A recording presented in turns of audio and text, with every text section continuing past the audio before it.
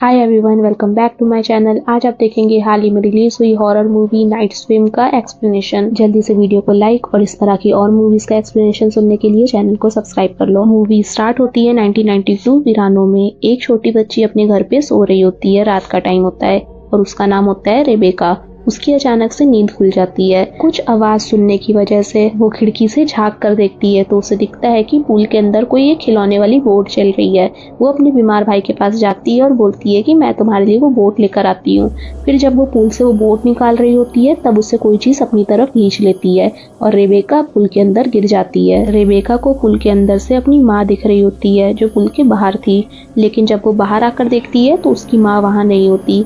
फिर अचानक से जो सारी लाइट्स होती हैं वहाँ पे वो ब्लिंक करने लगती हैं और रेबेका डर के भागने लगती है। फिर उसके बाद उससे वो बोट भी दिख जाती है तो वो सोचती है पहले वो बोट उठा लेती है। जब वो बोट लेने जाती है तब फिर से उससे कोई चीज अपनी तरफ खींच लेती है। रेबेका फिर उस पूल में डूब जाती है। उसके बाद क्या हुआ ये सब आप आगे देखेंगे। ये था इस मूवी का शॉर्ट इंट्रो। अब हम देखते हैं रे की फैमिली को, जिसमें होती है उसकी वाइफ ईव, उसकी बड़ी बेटी इजी और उसका छोटा बेटा इलॉयट। वो लोग एक घर की तलाश में होते हैं। उन लोग के घर की तलाश खत्म होती है उसी घर पर आकर जहाँ पे अभी हमने रेबेका का सीन देखा था। वो लोग अब पूल देखने जाते हैं और पूल में देखते हैं कि बहुत ज्यादा गंदगी होती है और काफी टाइम से उस पूल को किसी ने यूज भी नहीं किया था। अब हम देखते हैं कि रे को एक बॉल दिखाई देती है और वो उसे लेने की कोशिश करने लगता है। तभी पुल उसे अपनी तरफ खींच लेता है। अब रे को कुछ विजुअल्स दिखाई दे रहे थे जिसमें हम देखते हैं कि रे एक बेसबॉल प्लेयर होता है और इसीलिए उसे बॉल से इतना लगाव होता है। यानी कि उस पुल को पता है कि किसे किस तरह से अट्रैक्ट करना है और किसे क्या पसंद है।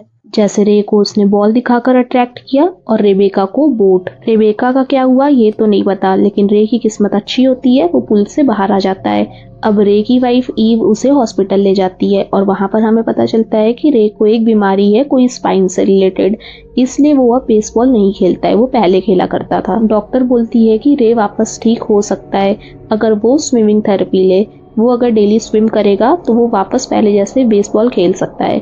और ये सुनकर रे बहुत ज्यादा खुश हो जाता है। वो बोलता है कि अच्छा हुआ हमारे घर में पूल है, अब मैं वापस से पहले जैसा हो जाऊंगा और फिर से अपना बेसबॉल करियर स्टार्ट कर दूंगा।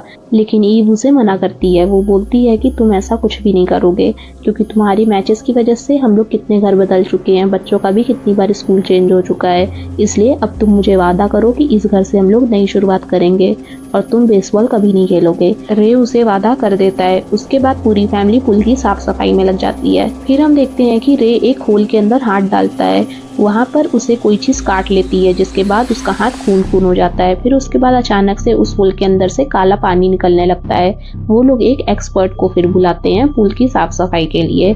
पुल की साफ सफाई के बाद वो पूरी फैमिली उसमें एंजॉय करती है। फिर उसके बाद हम देखते हैं कि एक रात को ईव तैर रही होती है। फिर उसके बाद उसको वहां पर कोई इंसान खड़ा हुआ दिखता है, लेकिन जब वो बाहर आकर देखती है तो उसे वो इंसान नहीं दिखता। ईव को ये चीज बहुत अजीब लगती है और वो पुल से बाहर आ जाती है। उसे लगता है कि उसके बच्चे होंगे, लेकिन वो लोग सो रहे होते हैं।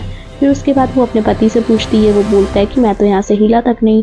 ईव को लगता है कि उसे वहम हुआ होगा। फिर वो जाकर सो जाती है। उस फैमिली के पास एक पेट बिल्ली भी थी जो कि उस पुल के पास जाती है और खो जाती है। नेक्स्ट डे पूरी फैमिली उसे ढूंढ रही होती है, लेकिन उसके गले का सिर्फ पट्टा ही मिलता है जो कि उस पुल के अंदर पड़ा हुआ था। रे उसे उठा लेता है। उसके ऊपर एक चिपचिपी सी चीज लगी हुई थी जो रे के पट्टी पर भी लग जाती है, हाथ में बंधी हुई। और जब वो पट्टी हटाकर देखता है तो उसके हाथ का घाव भर चुका था और वो ये देखकर बहुत शॉक्ड हो जाता है कि इतनी जल्दी ये कैसे हो गया। अब रे डॉक्टर के पास जाता है अपना स्पाइन इशू दिखाने के लिए और डॉक्टर रिपोर्ट देखकर बोलती है कि तुम्हारा वो इशू तो बिल्कुल ठीक हो गया इतनी जल्दी, वो भी मैं ये देखकर शॉक्ड हो गई हूँ। और रे बोलता है कि ये सब वही स्विमिंग थेरेपी का कमाल है। अब इलॉयट पुल के अंदर स्विमिंग कर रहा होता है और उससे कोई आवाज आती है कि मैं रेबेका हूँ, मेरी हेल्प करो, मैं अपनी माँ को ढूंढ रही हूँ। और इलॉयट उसकी हेल्प करने के लिए जाने लगता है। तभी उसके बाद उसे पुल में कोई चीज अपनी तरफ खींचने लग जाती है। इलॉयट अपना हाथ छुटाकर वहां से भाग जाता है। फिर उसके बाद वो अपनी माँ को जाकर सब कुछ बताता है। उसकी माँ पुल के पास आकर चेक करती है तो उसे कोई नहीं दिखता। फिर उसके बाद वो बोलता है कि वो कोई लड़की थी। अब सीन शिफ्ट होता है और इलॉयट बेसबॉल का मैच खेल रहा होता है और रे उसे गाइड कर रहा होता है। फिर लगे हाथ एक का शॉट रे भी खेल लेता है, लेकिन वो पहले जैसा नहीं खेल पा रहा होता और वो गिर जाता है। फिर उसके बाद वो उसी पुल के बारे में सोचता है और फिर एक शॉट लगाता है और फिर वो एक होम रन होता है और बॉल ही फट जाती है। और वो ये देखकर बहुत खुश होता है, लेकिन उसकी फैमिली बहुत ज़्यादा डर जाते हैं कि ये वापस से अपना बेसबॉल का मैच स्टार्ट ना कर दे। ईव ये नोटिस करती है कि रे अपना ज़्यादातर वक्त पूल के अंदर ही बिताया करता है। एक दिन रे और ईव बाहर डिनर पे जाते हैं और बच्चे घर पे अकेले होते हैं। इस बात का फ़ायदा उठाकर इजी अपने बॉयफ्रेंड को घर पे बुला लेती है और वो लोग फिर पूल में तैर रहे होते हैं और वो लोग एक गेम खेलते हैं जिसमें वो लोग आग बंद करके एक दूसरे को ढूंढेंगे। फिर उसके बाद इजी अपने बॉयफ्रेंड को ढूंढ रही होती है, लेकिन उसका बॉयफ्रेंड पूल के बाहर ही चला जाता है कि वो ऐसे ही खाली पूल में ताकि वो ढूंढती रहे, लेकिन इजी अभी भी उसे ढूंढ रही होती है। अब पानी वाला राक्षस उसे कंपनी देने आ जाता है और उसे अपनी तरफ खींच लेता है। इजी बहुत ज्यादा डर जाती है और पानी के अंदर से बाहर आ जाती है। उसे डरा हुआ देखकर उसका बॉयफ्रेंड उसके पास आ जाता है और बोलता है कि क्या हुआ, और इजी बोलती है कि क्या तुमने मेरा पैर अभी खींचा था पानी के अंदर, और वो बोलता है कि मैं तो अभी अभी आया। इजी बोलती है कि अभी अभी मेरा पैर किसी ने खींचा, और फिर उसके बाद उसे वो पूल में कुछ गड़बड़ लगने लगती है। फिर नेक्स्ट डे इलॉयट उसके रूम में आता है और बोलता है कि कल मैंने तुम्हें पूल के बाहर डरा हुआ निकलते हुए देखा, क्या तुम्हारे साथ भी उस पूल के अंदर कुछ हुआ? वो बोलती है कि नहीं, मेरे साथ ऐसा कुछ भी नहीं हुआ, और अगर उस पूल में कुछ हॉन्टेड है भी तो क्या फर्क पड़ता है, ये घर तो हमारे लिए अच्छा है ना। यहाँ पर आते ही पापा भी ठीक हो गए और मेरा बॉयफ्रेंड भी बन गया, तो वो अपना मुंह बंद रखे। अब हम देखते हैं कि उनके घर में पूल पार्टी चल रही होती है और रे वहाँ पर एंजॉय कर रहा होता है पूल के अंदर, और ईव घर के अंदर होती है कुछ गेस्ट के साथ। इलॉयड को लेकिन पूरा शक होता है कि आज भी पूल के अंदर जरूर कुछ होगा, और वो ये सब कैमरे में देख रहा होता है। फिर उसके बाद ईव, जिससे उसने घर खरीदा था, उससे बात करती है और पूछती है कि इस घर की हिस्ट्री क्या है। फिर वो बताती है कि इस घर में तो कोई इशू नहीं है, लेकिन उस पूल की हिस्ट्री है, उसमें कुछ लोग मर चुके हैं डूबकर। तुमसे पहले भी इस घर में लोग रहते थे, उनकी बेटी इस पूल में डूबकर मर गई थी। इजी बोलती है क्या उसका नाम रेबेका था? ये सुनकर वो लेडी चौंक जाती है कि उसे ये चीज कैसे पता। फिर हम देखते हैं कि रे एक बच्चे को अपनी पीठ पर बैठाकर खेल रहा होता है, लेकिन अचानक से रे डूबने लगता है और वो बच्चा भी साथ में डूब जाता है, लेकिन टाइम पर उसका फादर आकर उसे बचा लेता है। इस हादसे के बाद सब लोग उनसे गुस्सा होकर वहाँ से चले जाते हैं।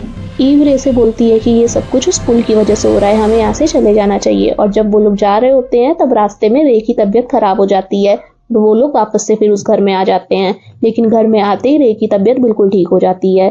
और ये चीज देखकर ईव बहुत ज्यादा शॉक्ड हो जाती है। फिर उसके बाद वो अपनी रिसर्च चालू करती है इस पुल से रिलेटेड। फिर वो एक एक करके उस पुल का शिकार हुए लोगों का पता लगाती है। आखिर में वो रेबेका की मॉम से मिलने जाती है और उससे वो पुल के बारे में पूछती है, लेकिन वो औरत उस पुल की तारीफ कर रही होती है और ये देखकर ईव को बहुत ज्यादा अजीब लगता है। फिर वो उससे उसकी बेटी के बारे में पूछती है। वो औरत बोलती है कि मेरी तो कभी कोई बेटी थी नहीं, मेरा तो सिर्फ एक बेटा है। ईव बोलती है कि मैं बहुत उम्मीद से आपके पास आई हूँ, तो आप मुझे प्लीज सच बताइए। फिर उसके बाद वो औरत उसे सच बताती है कि वहाँ पर पहले तालाब हुआ करता था, पहले वहाँ पर पुल नहीं था, और वो तालाब था जादुई तालाब। उसमें कोई भी विश मांगो वो विश पूरी कर देता था, लेकिन वो उसके बदले में कोई एक कुर्बानी लेता था। मैंने अपने बेटे के लिए विश मांगी थी कि वो जल्दी से ठीक हो जाए, वो पहले बहुत बीमार था। मेरा बेटा तो उसके बाद ठीक हो गया, लेकिन वो रेबेका को ले गया, और ये चीज मैं देख रही थी खड़े होकर। और वैसे ही कोई विश तुम्हारे पति ने भी मांगी होगी, इसलिए वो तुम्हारे घर से भी कोई ना कोई कुर्बानी जरूर लेगा। ईव बोलती है कि मैं कोई और तरीका निकाल लूंगी। फिर अचानक से हम देखते हैं कि वो औरत को कुछ होने लगता है और उसके आंख से काला पानी निकलने लगता है, और वो बोलती है कि वो कुर्बानी लेकर ही रहेगा, चाहे तो कुछ भी कर लो।